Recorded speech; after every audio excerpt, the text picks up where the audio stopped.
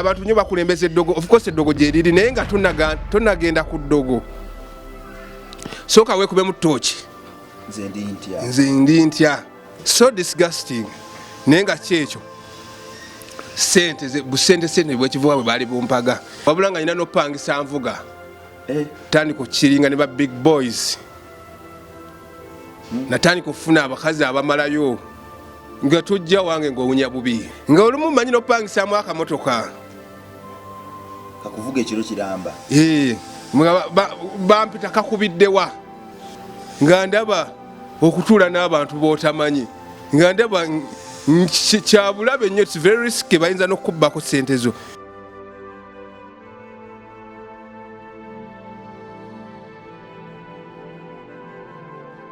Tuukayo tuliyimba liba ssanyu lyokka era kuli bakuyozayozebwa. Etutisangayo bayitugamba nti mwebale kuwangula olutalo mundinwanye mutambudde olugendo lw'omuwendo era mukuumye obwesigwa. Mwebale kukituukako, mwebale kukikola. Bw'atyo nno Pawulo ye bwe yagamba, era nange nzikiriza nti ebikolwa byo ebirungi eri banno eri abantu b'owangaala nabo kiri bakisumuluzo ekiriggula emiryango gy'eggulu. Nze nzikiriza nti Katonda waffe mulamu teyebakangako, era nzikiriza nti gwe alaba interview zino agenda kukuwa omukisa ogutenkanika, azisharinga n'azikomentingako, agenda kujjuza ensi yo n'enjuyo amasanyu n'omubisi gw'enjuki, amata agakulukuta n'eddembe litenkanika, naye waggulu wa byonna agenda kikubalira, kuba nno oba oyambyeko enjiri ye n'okwagala kwe okutuuka ku oyo omwana Katonda ali eyo abonaabona era alumwa. Tuli mu biseera bya Gandaalo, Anga Free Christmas Campaign. Jangu tukwatireko, gwalina buli kamu tukaaniriza jangu b'ekitundutundu ku lunaku luno, era jangu erinnya lyo liwandiikibwe mu kitabo nti nedda bwe wayimirira abaana bwe twajja ku street abatalina kyakulya abasukka 25 baafuna ekyokulya. Kulabongo Kyate Foundation we tugenda ogikwatira alina akanyanya akatungulu tudduukirire n'ekintu kyonna esobola tuyambako okugabula abaana abo. Ina bugatto, ngoye, nigiina, ddagala ly'amannyo, busenya, buli kimu.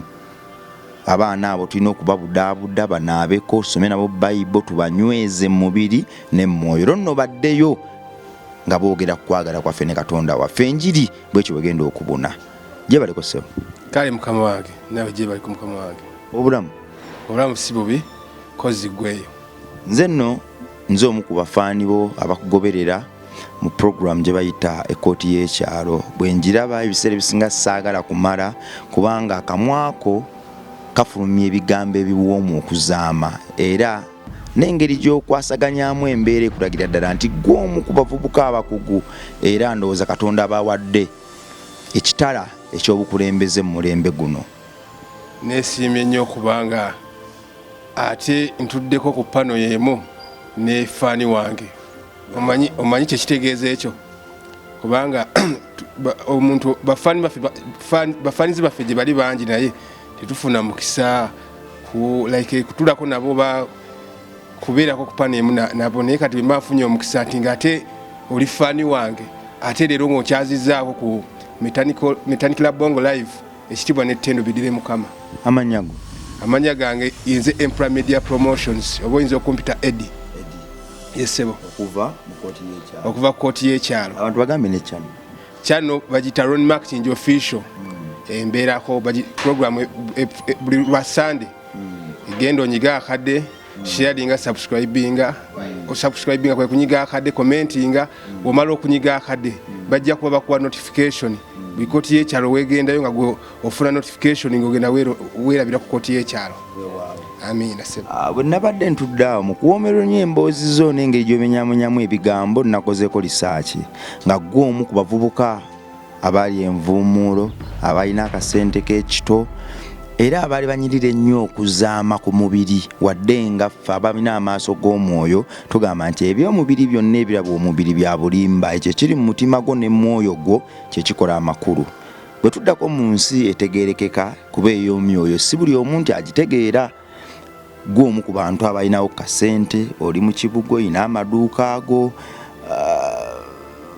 ekyampayiza okola research waliwo nali ntudde ne bagamba nti awo yali mugagga ne munnange kati yagwa kati bambi yakola oko yeba yayavuwala nnyo yali mugagga nnyo kiki ekyakutuuka ku baakuloga Katonda wamuvoola abantu abavoola waliwo ina gyojja ssente covid yakuba kiki ekyakutuuka kubanga gwe ng'omuvubuka omuto ebigambo ebikuvaamu bya mukizo nnyo eri abavubuka abato abatugoberera ate engeri tuli ndi ku channel eno tusinzira nnyo ku inspiration n'amazima ekyo nonze nakirabye nga ekisobola tugatta ku kigendererwa kya channel eno ne tweyongerera okumanya nti omuvubuka oyo gwafunye ssente ng'okyali muto osanga asobola okubaako ne kyakuyigako oba kyeyeewala oba kyayongera okunyweza mu bizinensi ze kuba ssente bazifunye bangi ne zibagwako naye ne batafuna mukisa gubuulira abantu lwaki zaabagwako.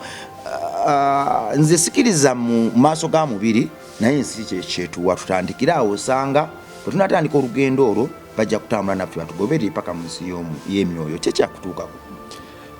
Alright, sente kati for starters omuntu buli okola business otuuka ku kye bayita climax nga business tekyeyongerayo wabula ng'etuuse tekyeyongerayo kankuwa ekyokulabirako oyinza opangisa omuzigo katugeze gwa mitwalo 2 kati omuzigo gwa mitwalo 2 woteekamu TV noteekamu entebe noteekamu ekitanda noteekamu wuufa kapeti otuuka nga tokyalina kyosobola kwongerako nga tegusobola cannot accommodate more than that ng'olina ku maintaining ebyo otabi maintaining ogenda biruzinga kati back to business ne business weeri otuuka business n'obanga nga capital wamufuna okitegeera nga tokyasola jjo ng'etuuse ku climax olina gimaintaininga mu maintenance wotagimaintaininga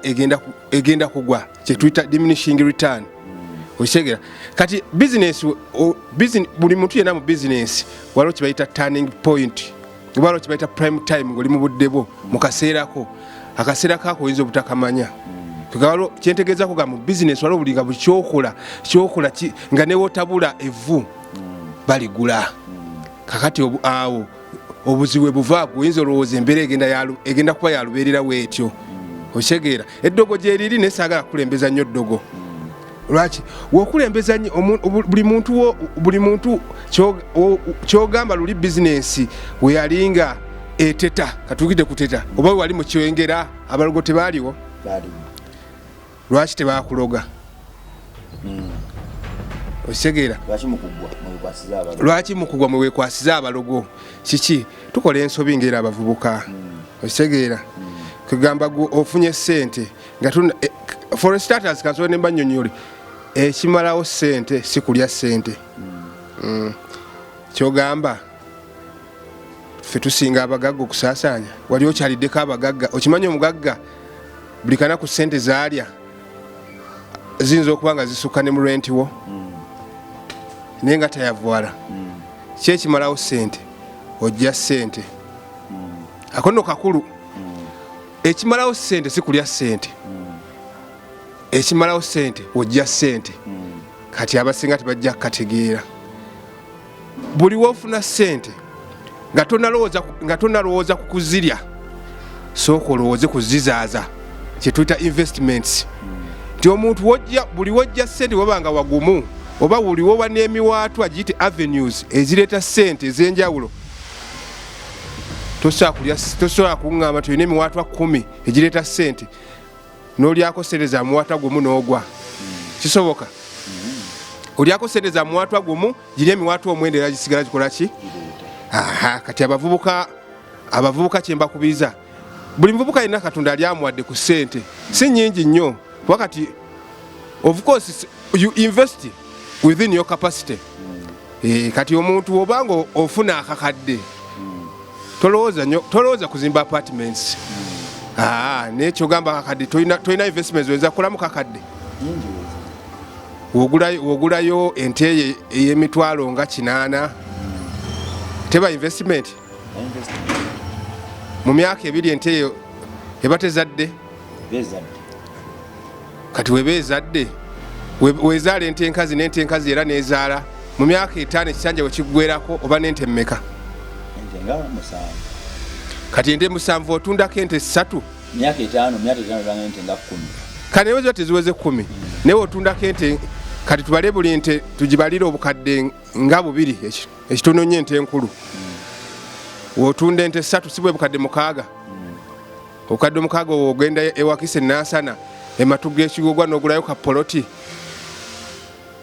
teba investment y'amaanyi osegeera kati abavubuka abasinga bonna bafunye ku ssente naye tebamanya nkozesa ya ssente osege teryali ddogo kyali katonda kuvaamu enkozesa embi enkozesa ya ssente lwakuba kati omuntu oba ogudde onoonya excuses bandoga ate kati buli wodda mu bandoga tosobola kuddamu kusituka olw'ensonga oba ofunye ensonga oba onoonya sympathy mu maaso munnange bandoga naye kati nkuwadde ekyokulabirako luli nga bizinesi etenta abalago bali tebaliwo lwaki tebakuloga osegedde nti buli muvubuka ali eyo ekimalawo ssente si kulya ssente wabula wojja ssente ng'omuvubuka waddanga wojja ssente n'olyawo n'okabizaawo we najjanga ssente saakitwalanga kikulu simba wakati awo wali okola mulimu yali ntunda ngoye nga nyina n'abaana nga nkozesa n'abaana nze omulimu gwe gwalinga gwakusuubula nga boosi abaana bo ne batunda nga nze mbala mbagambe kati nsuubudde njala mutwalo oba batunze 3 oba 4 osegera kati nze omulimu gwe gwalinga kubala piisi nembatirawo nze nentuula wali nenzalinga bossman nentumya akatunda osegera kyengezaako bagamba bavubuka buli wofuna ku mukisa gwa ssente tosanga nnyo ssira ku ndya ya ssente essira lisenga nnyo ku nkola ya ssente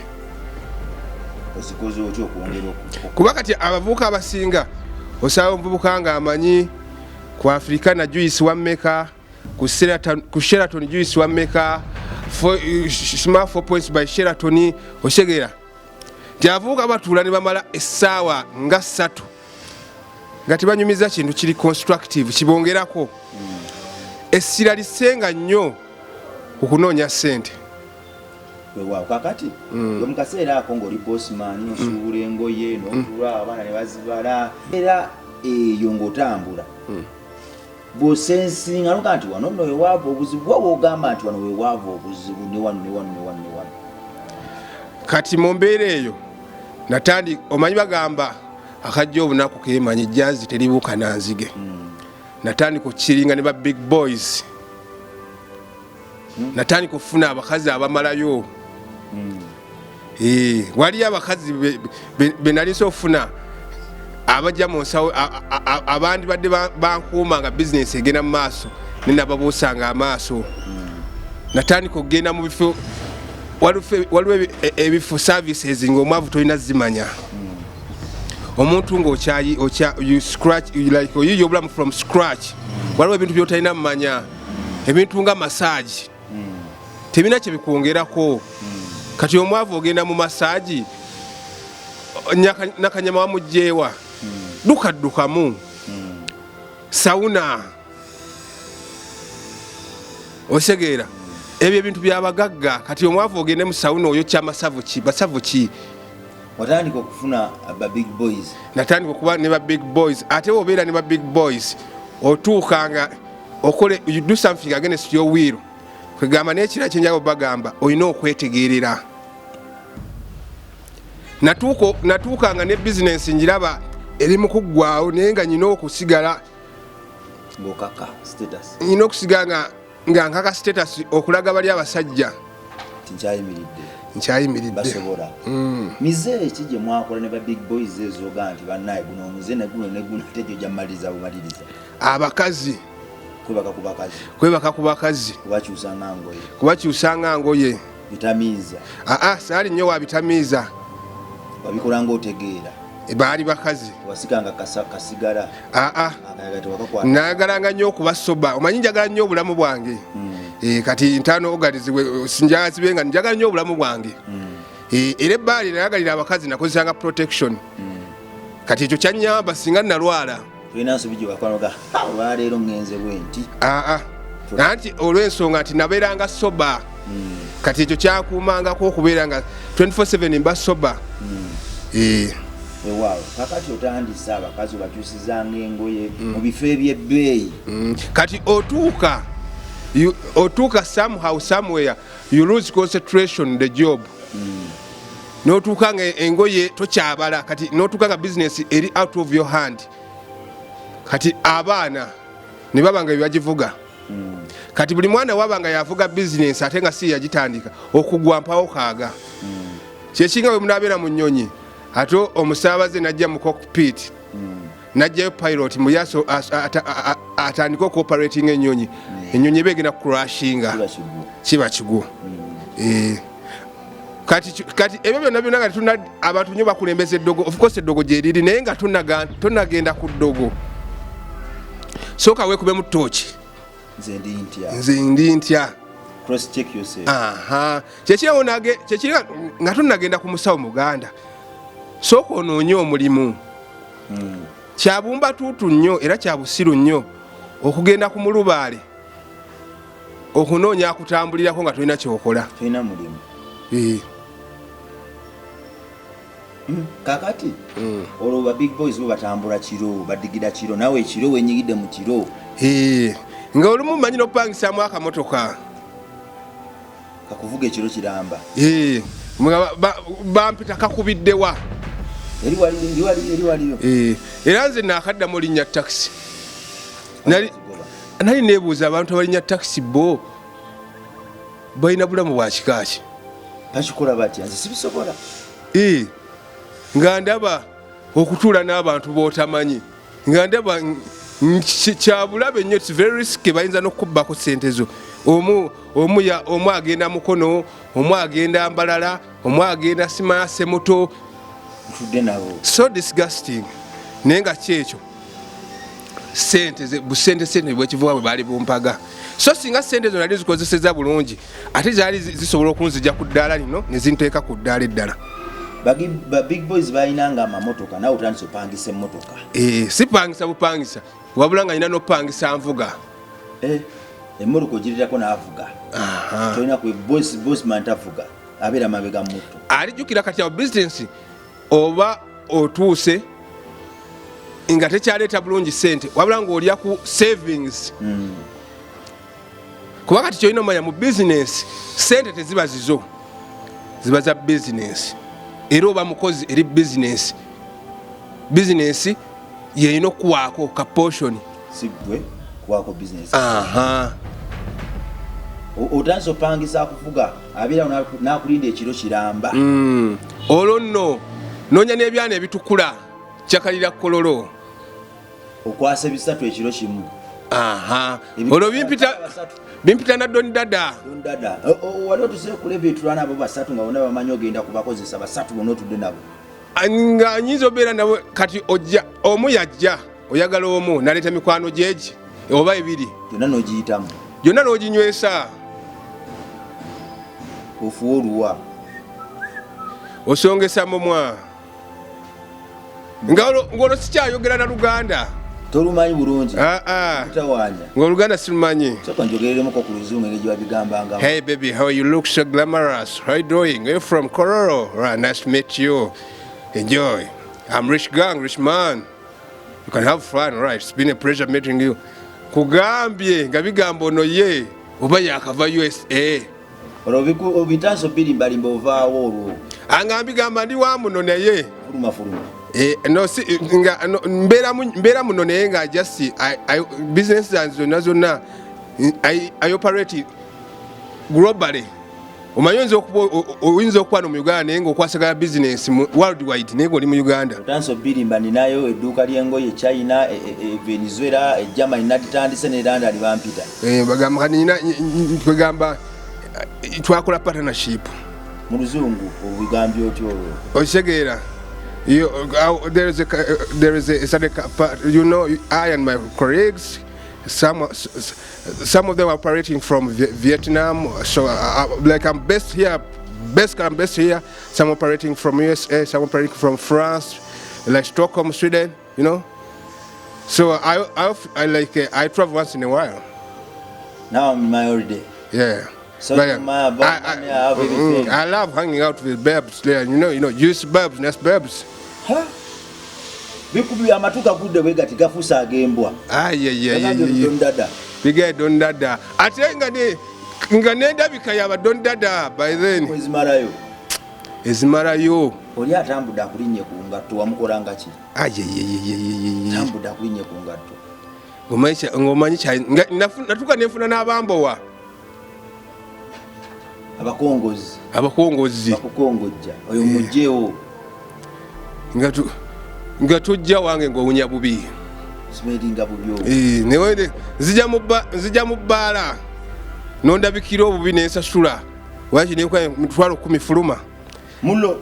Gende eri mu katanga ye wali abanywa amalwa onywereyo ne bannaku banno. Watuuka kweyo level. Naye kacyengezaako olwo kikyengezaako gamba bavubuka. Mubeere wofunanga ku ssente beeranga n'ebirowoozo ebizimba. Tugenda tuuka waawo. Badde digesting obulamu bw'aba big boys. By then bewayitanga ba big boys. To digesting endowooza yaabwe n'eyo ku lw'obulungi bw'omuvubuka oyo ali atugoberera kubanga ebyo bagambye nti on savinga naye twagala twogere ku mize gino egisobola okubaleetera okugwa n'obutasavinga then tutuye ku climax y'emboozi eno nga bwe twogera ku kigambo savinga batufuna bulungi kubenga jjukira ekyo bazze bakibagamba nakati maama we era bakubira esimu aga mwana wange savinga eyakikola buli kadde naye gwe tekikunyikira ku mutima olw'okuba toyina bantu boolabiddeko bagudde bakukusa maaso kigambo ekyo. So we take our time eno channel yaffe ate nze eddembe lyennina nti njogera ne star wange tewali agenda tubalira musolo gwampewo nedda eno channel Katonda yagituwe blessing ebannaffe. Take your time olwo otandise n'okukuddaala oyo mumufulumye ampunyidde bubi oyo mumufulumye ali mu ngatto ya mitwalo 5 ndi mu ngatto ya mitwalo 3. We cannot chill from the same place. Olwakulinnye ku ngatto akunyizizza? No, sinakunyiza. Namulabanga si wa kirasi yaffe. Yekaka. Ndi mu ngatto ya mitwalo 3. Oli mu ngatto ya mitwalo 5. Kitegeeza olina kunoonya level zo. Olwazipimiranga kuki? Of course nali mungu oyi nga mbimanyi. Wo mu sport ize. Naye kacyengezaako gamba ensonga enkulu abavubuka mubeere nga be with goals, purpose of life. Beera n'ensonga lwaki ndi mulamu. Era ekyo oba n'ensonga lwaki ndi mulamu ekyo kikuwenga challenge, kikuwenga okusoomoozebwa okubaako by'otuukako mu bulamu bwo. Omusajja akwegayidde nti bannaye tebanfulumya leero neddu lwanfulumya omugaye nti genda Katanga gyegambye kwata emitwalo 10 oba ogaanye. Natuukanga ku level nga waliwo abamumanyi ng'oluba okuyingira nga bo bafulumirawo. Bagamba ibbaala egaanye kati. Bagamba mugagga kazze katumuviire. Olwo Bakongozi mwalingamu n'abakyala? Gaali okwo. Abakongozi balinga basajja. Bebakuyitira abakyala bali. Balina osasulwa buli kiro. Balina osasulwa, balina okuliisibwa, balina n'okwokyebwayo enkalu. Banzibaga n'okunziba. Omwakyetaana azza gumu. N'atazza. Gwatanywanga mwenge kikyako. Oba excitement. Andi kakati teri kiswazanga mugagga kusesemantula. Kakati ate gwe dondada atookanire balansi. Osegedde. Kati gwe nga bagamba omugagga w'okukyala ate ng'emmeme entabanguka ng'asesementula aba akyali mugagga. Simba wakakyala. Programu ya leero enkoze bulungi nnyo. Ndowooza ze zino figure osanga ze twetaaga ku platform eno abantu abalina following okuvaayo ne batuwa obujulizi ku ngeri then ne badda wano we bali.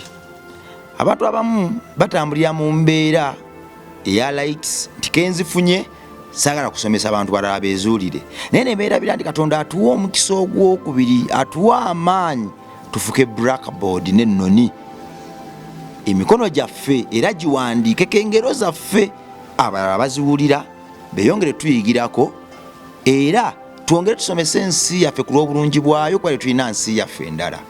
Olwaleero tuliddaako mbadde njagala tufune time mu episode ey'okubiri olugendo tulutandikiraawo wennyini obulamu bw'aba big boys abuyingidde, abakyala akyusanga ngo yafunye abakongozi bamuwa ekyetaano ate n'omuga nti balance muleete kubanga ate ekitiibwa kirabika kitya nga kiyiise lwekyo. Obulamu bweyongerera ddala okutumbira mu bbanga, bizinesi agiresa agiwadde abavubuka bo abatamanyi na mafuta ga bizinesi gye gaava, abatamanyi na vision ya boss gye yava, batandika okuvuga bizinesi. Teyasigala waggulu, yagwa. Tukwesuzeeyo mu pati yaffe ey'okubiri. Otambule naffe gwe omuzadde giweereza omwana wo. Era tukubiriza ne ba celebrities abalala bonna abalina emboozi nga zino okuvaayo kuba Katonda kyabeetaaza. Ku nkomerero ya byonna tetujja kubalirwa bwebyo bye tulidde ku nsi, oba tujja kubalirwa lwabo betuyambye kulya na betufulumizza era ebisigadde ku nsi. Ebijjukizo bye biri kuuma legase zaffe nga zitambula. Saago mayumba, perfume na ngato za bbeeyi zetwemoora nazo nedda. Ani gwe walya, ani gwe walya, ani gwe waliisa, ani gwe watugumbula, ani gwe wawa obulamu, ani gwe waloga, ani gwe wawonya, ani gwe wayambako okutambula, era ani gwe wabambaatira ng'ensi yonna emusudde. Ebyo bye bijja okuba ku miryango gy'eggulu. Wajja kuba lisiti nnene era buli omu eri musomerwa. Ti ku lunaku bwe luti walaba yeetaaga obuyambi n'oteeka emikono mu nsawo n'otunula ku ttaka n'omuyitira ddala omujega ng'ogenderedde ng'ate amaanyi gano ge nakuwa nagakuwa kuyamba balala. Tulatuna n'ensi yange mbadde Metani Club Bongo wano ku MR Live nkwesunze nnyo mu pati yaffe ey'okubiri. Tusomese eggwanga, gwe muzadde nkusubira okutula n'omwana wo. Temuli kuwemula, temuli kusasamaza, temuli kukonjera na kuwaayiriza. Eddembe ppitirivu lyoba osuubira, ebiwooma ng'akagaati akaliko omubisi gw'enjuki byonna ogenda kubisanga nga biyita mu microphone eno bikutuukako. Bigenda kukusangawo mu ddiiro ly'onkusaba byanirize. Sharing nga like nga commenting nga n'abalala bakoowoole tuyige. Mweraba.